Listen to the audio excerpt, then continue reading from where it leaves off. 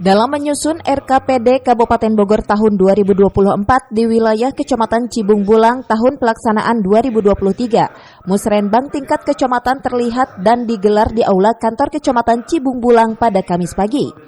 Berbagai usulan yang telah disusun dari tingkat desa, 3 pilar pembangunan menjadi prioritas, di antaranya di bidang pendidikan, kesehatan, dan infrastruktur. Tentunya ketiga pilar ini sangat penting bagi Pemkab Bogor.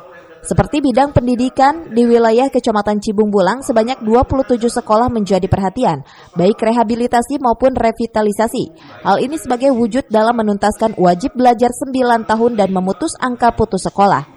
Kalau persoalan pembangunan tidak akan pernah lepas dari 3 hal pokok. Yang pertama pendidikan, kesehatan, infrastruktur. Tetapi ditopang oleh usaha-usaha yang lainnya. Kan? Maka hari ini kita ingin mempercepat tadi Pak sampaikan bagaimana keterikatan kita usaha latar sekolah, ya. Bagaimana keterhubungan infrastruktur kita ini. Seperti itu. Jadi tema-tema kita memang tidak pernah keluar dari 3 pilar yang utama itu.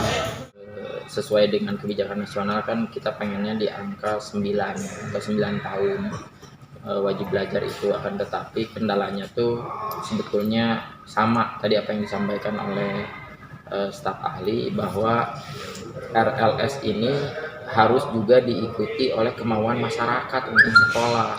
Terkadang tadi staf ahli bicara kalau sudah usaha, sudah punya penghidupan yang layak, dia putus sekolah di SD misalnya, di SMP kelas 1 dia nggak mau lanjut karena sudah nyaman dan punya penghidupan yang layak. Dan memang tapi kita tetap sosialisasi ke kepala desa dan perangkatnya minimal untuk mendaftarkan RLS.